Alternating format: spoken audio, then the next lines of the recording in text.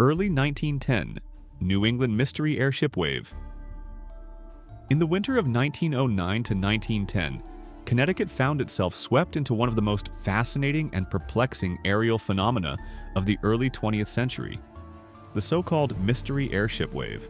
This was not an isolated event, but part of a widespread outbreak of sightings and reports across New England and the northeastern United States. It began with newspaper stories in late December 1909, especially from Worcester, Massachusetts, describing a mysterious illuminated craft seen moving across the night sky. Within days, reports multiplied, stretching into Maine, Vermont, Rhode Island, and Connecticut. For many in Connecticut, the notion that a human-made airship could be gliding above them, at a time when powered flight was still in its infancy, was both thrilling and unsettling. At its core, the 1909 to 1910 airship wave represented a collision between technological curiosity, public imagination, and the dawning age of flight. The Wright brothers had made their first flight at Kitty Hawk only 6 years earlier, in 1903, and aviation exhibitions were still rare novelties. Against that backdrop, when citizens of towns like Hartford, New Haven, and Norwich reported seeing strange lights moving deliberately across the heavens, the press eagerly seized upon the story. Newspapers like the Hartford Courant, the Norwich Bulletin, and the New Haven Register filled their columns with eyewitness accounts, speculation, and letters from readers offering their interpretations. Some swore the lights were the product of a secret inventor's new airship. Others believed them to be astronomical bodies, lanterns, or hoaxes. But all agreed that something unusual had captured the public's imagination.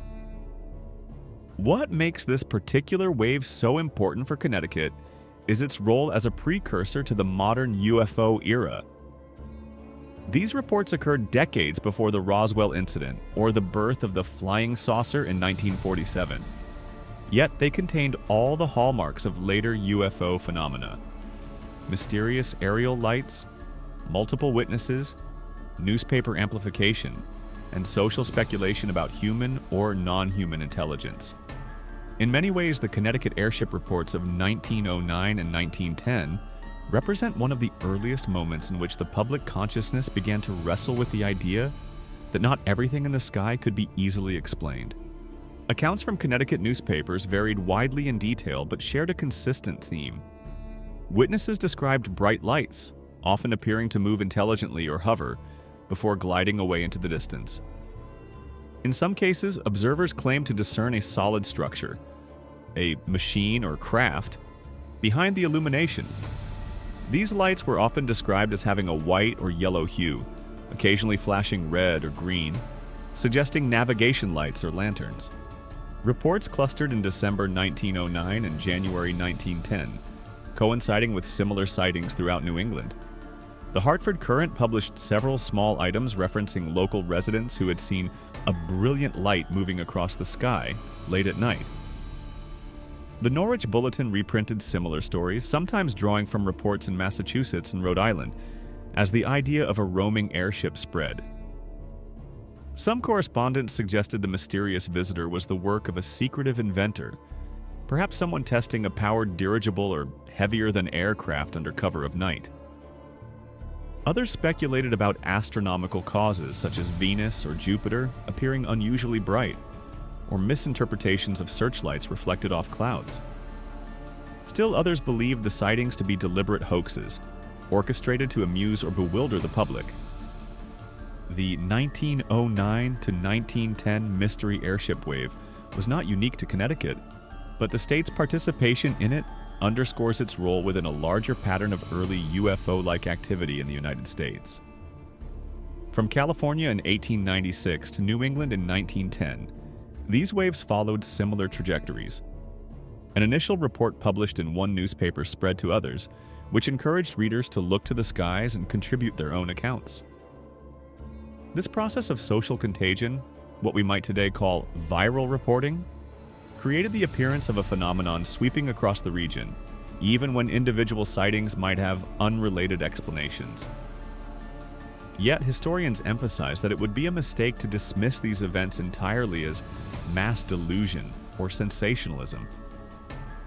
The fact that so many ordinary citizens, farmers, policemen, and professionals reported what they saw suggests a genuine public engagement with the question of flight and technology. Towns suggest that the airship had become more than just an optical phenomenon.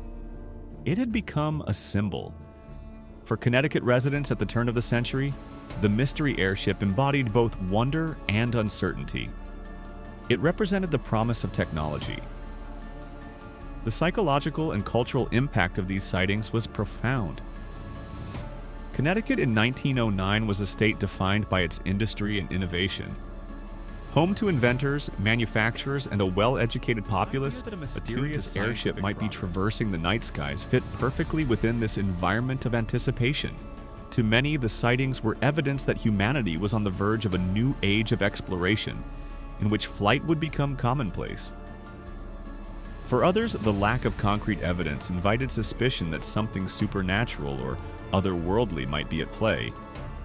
The debate mirrored anxieties of the era about progress, secrecy, and the limits of human understanding.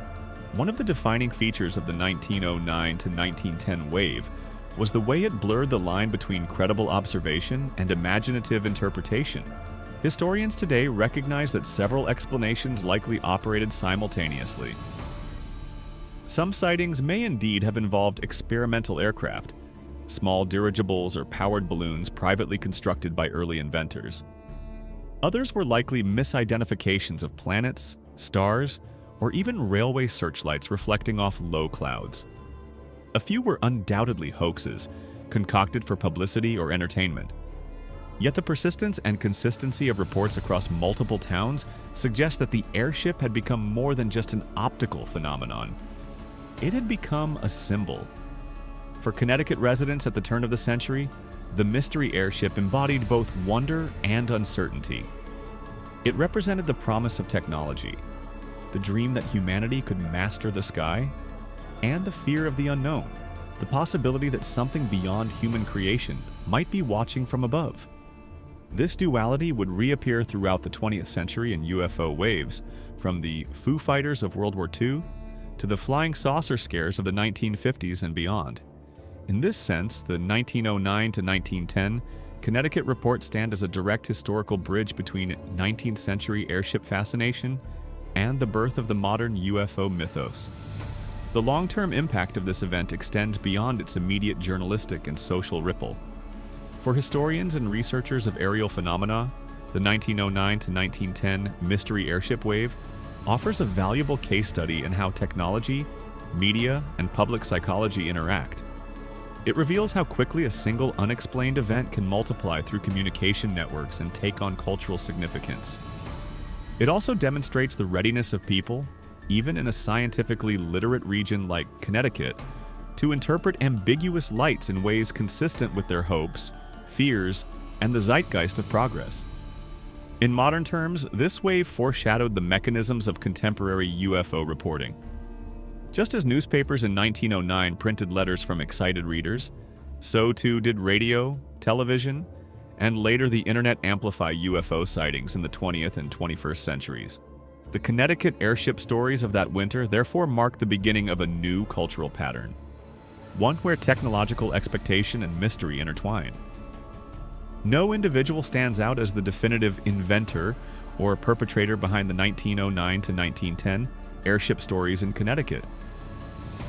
While some names appeared in the press claiming responsibility for secret aircraft, none were ever substantiated. This absence of verifiable source material only deepened the mystery. Yet the true legacy of the event may not lie in the identity of the airship's pilot, real or imagined, but in the night sky.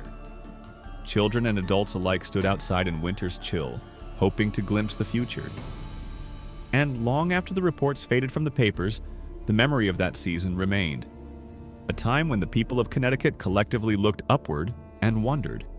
In conclusion, the winter 1909 to early 1910 mystery airship wave in Connecticut occupies a pivotal place in the history of aerial phenomena. It was the most significant early 20th century episode of UFO-like reports in the state, bridging the gap between the Victorian fascination with flight and the modern UFO era. The sightings revealed as much about human psychology and culture as they did about the sky itself. They spoke to a society standing at the threshold of technological transformation, eager to believe that the future had already arrived. And though historians today interpret the wave as a blend of misperception, hoax, and hope, its influence endures in every generation's enduring impulse to look up and wonder what might be moving among the stars.